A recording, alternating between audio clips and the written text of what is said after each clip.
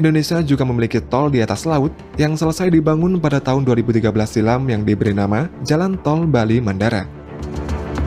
Jalan tol ini berada di Provinsi Bali, yang memiliki panjang 12,7 km yang menghubungkan antara Benoa, Ngurah Rai, dan Nusa Dua. Dan menariknya lagi, jalan tol ini 100% merupakan karya anak bangsa dan merupakan salah satu jalan tol di atas laut yang terpanjang di dunia. Berikut ini adalah proses singkat pembangunan jalan tol di atas laut di Indonesia. Pembangunan jalan tol Bali Mandara ini menghabiskan total biaya sebesar 2,5 triliun rupiah, di mana 30%-nya ini adalah modal equity atau modal sendiri. Sedangkan 70%-nya sebesar 1,7 triliun rupiah adalah pinjaman dari 6 bank. Jalan tol Bali Mandara ini dibangun untuk mengurangi kepadatan lalu lintas yang selama ini terpusat di Bali Selatan. Jalan ini sendiri menghubungkan segitiga emas antara Bandara Internasional Ngurah Rai, Pelabuhan Benoa di Kota Denpasar, dan Nusa Dua. Jalan tol Bali Mandara ini berfungsi sebagai pelengkap akses jaringan di Pulau Bali, sehingga mempermudah akses ke pelabuhan maupun kawasan wisata lainnya. Selain itu, dibangunnya jalan tol Bali Mandara ini karena berkaitan dengan diselenggarakannya KTT APEC yang bertempat di Nusa Dua pada 2013 yang lalu, di mana Indonesia ini menjadi tuan rumahnya pada saat itu. Jalan tol ini mulai dibangun sejak bulan Maret tahun 2012 dan diselesaikan pada bulan Oktober 2013 yang merupakan tol di atas laut pertama yang dibangun di Indonesia. Untuk nama Bali Mandara ini diberikan oleh Presiden SBY yang kepanjangannya adalah Maju, Aman, Damai, dan Sejahtera. Tol Bali Mandara dengan panjang 12,7 km ini juga merupakan jalan tol atas laut terpanjang yang kelima di dunia. Setelah Jiazhou Bay di Cina dengan 42 km, Lake Pontchartrain Causeway di Amerika Serikat dengan panjang 38,5 km, Chesapeake Bay di Amerika Serikat dengan panjang 24,01 km, dan Jalan Tol Penang Malaysia dengan 13,05 km. Uniknya lagi, pada Jalan Tol Bali Mandara ini sendiri menjadi satu-satunya jalan tol di Indonesia yang memiliki jalur sepeda motor. Pada jalan tol ini juga dipasang alat pengukur kecepatan angin di setiap gerbang tol agar para pengendara lancar dan aman dalam berkendara saat melewati jalan tol ini.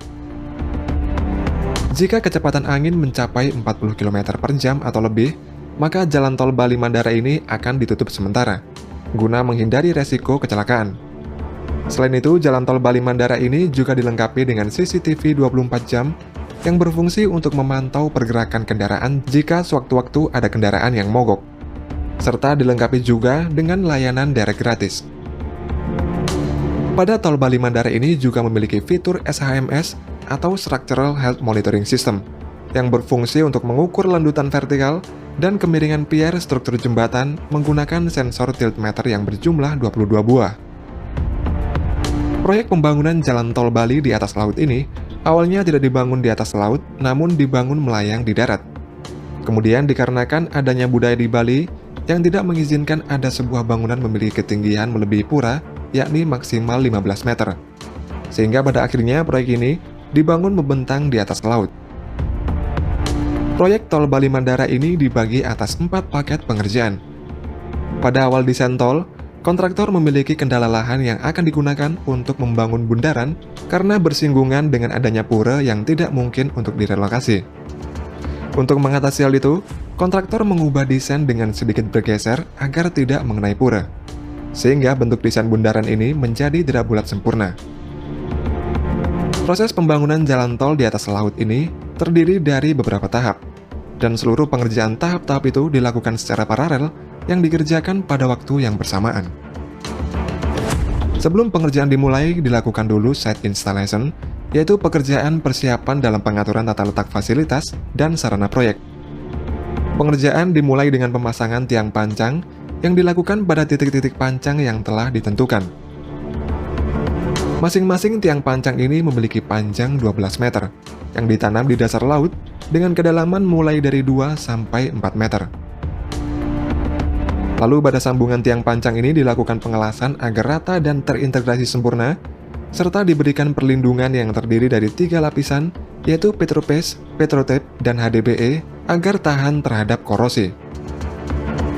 Tiang pancang yang sudah tertanam sempurna kemudian dipotong sesuai dengan elevasi yang ditentukan, yang jumlah totalnya ini sebanyak 14.000 tiang pancang. Dan seluruh material tiang pancang ini didatangkan dari Pulau Jawa yang didistribusikan melalui jalur darat. Kemudian dilakukan juga Pile Driving Analyzer atau BDA yang bertujuan untuk mengetahui daya dukung tiang terhadap beban dinamis aksial.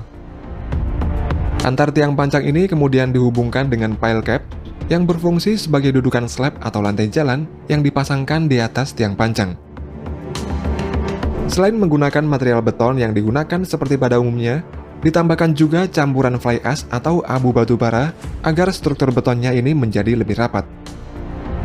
Dengan struktur beton yang lebih rapat, air laut tidak bisa meresap ke dalam lapisan beton sehingga menghindarkan potensi korosi atau kerusakan akibat karat pada struktur baja di dalam beton.